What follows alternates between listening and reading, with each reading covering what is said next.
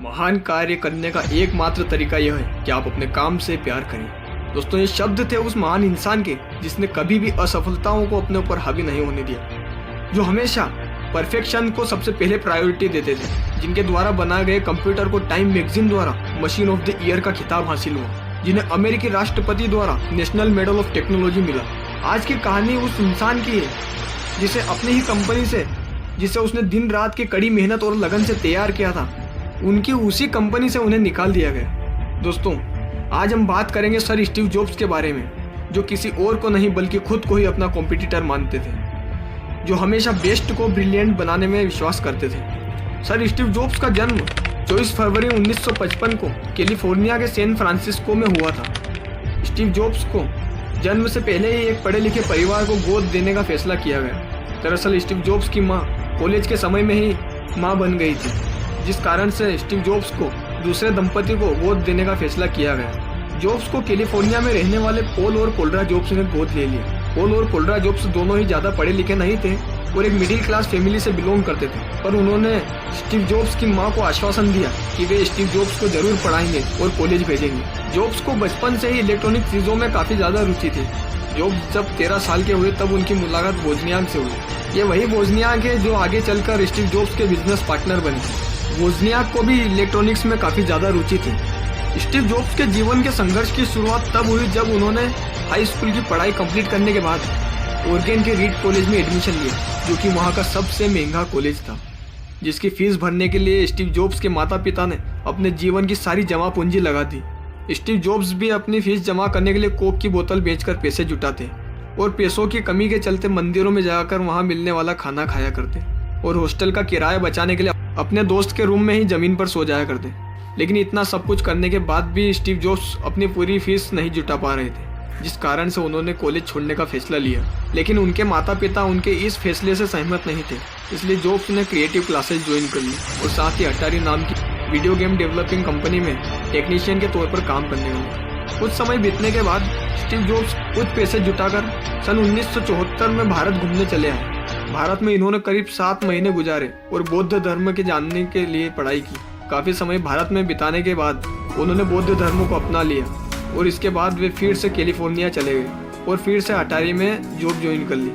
Jobs और Wozniak दोनों को इलेक्ट्रॉनिक्स में काफी ज्यादा रुचि थी और वोजनियाक को इलेक्ट्रॉनिक्स की काफी ज्यादा समझ भी थी, इसलिए वोजनियाक ने एक पर्सनल कंप्यूटर का निर्माण किया और यहीं से स्टीव जॉब्स के दिमाग में कंप्यूटर बनाने वाली कंपनी खोलने का आइडिया आया। जॉब्स ने वोजनियाक के साथ मिलकर सन 1976 में मात्र 20 साल की उम्र में एप्पल कंपनी की शुरुआत की। जॉब्स ने वोजनियाक के साथ मिलकर अपने पिता के गैराज में ऑपरेटिंग सिस्टम मैकिन्टोश तैयार किया।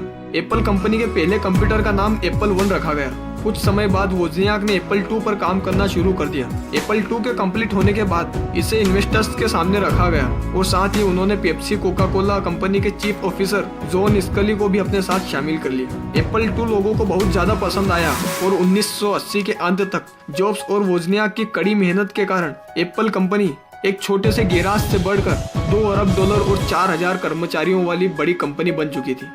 एप्पल अब एक बड़ी कंपनी बन चुकी थी, पर साझेदारों में अनबन के कारण एप्पल कंपनी की पॉपुलैरिटी कम होने लगी और अब कंपनी धीरे धीरे कर्जे में डूब गई और बोर्ड ऑफ डायरेक्टर की मीटिंग में सारा दोष स्टीव जॉब्स का बताकर सन 1985 में उन्हें कंपनी से बाहर कर दिया गया। ये दिन जॉब्स के जीवन का सबसे बुरा दिन था। सोचिए क्या बीती होगी उस इंसान पर जिसने अपनी दिन रात की कड़ी मेहनत से जिस कंपनी को खड़ा किया, आज उसी कंपनी से उन्हें निकाल दिया गया। वहीं स्टीव जॉब्स के जाते ही कंपनी पूरी तरह से कर्ज में डूब गई। पर स्टीव जॉब्स कहा करते थे, नई खोज एक लीडर और एक फॉलोअर के बीच अंतर बताती है। एप्पल से इस्तीफा देने के बाद जॉब्स ने नेक्स्ट इंक और पिक्चर नाम की 2 कंपनियां खोली।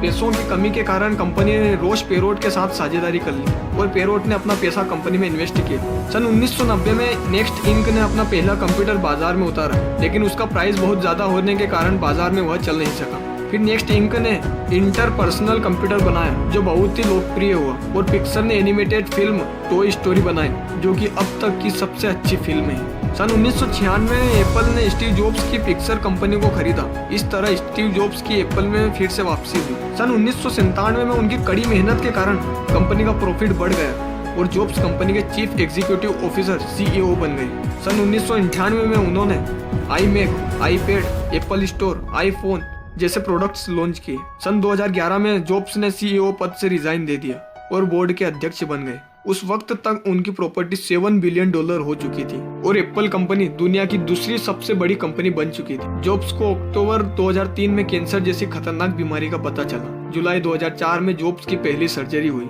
जिसमें ट्यूमर को सफलतापूर्वक निकाल दिया गया, लेकिन स्टीव का स्वास्थ्य दिन ब दिन बिगड़ता चला गया। सन 2009 में उनकी हालत काफी ज्यादा बिगड़ गई। इतनी तकलीफ के बाद भी उन्होंने 17 जनवरी 2011 में वापस एप्पल में आकर काम करना शुरू कर दिया। जॉब्स को अपने काम से काफी ज्यादा लगाव था। वे रोज कंपनी आते ताकि लोगों को बेहतरीन से बेहतरीन टेक्नोलॉजी प्रोवाइड कर सके।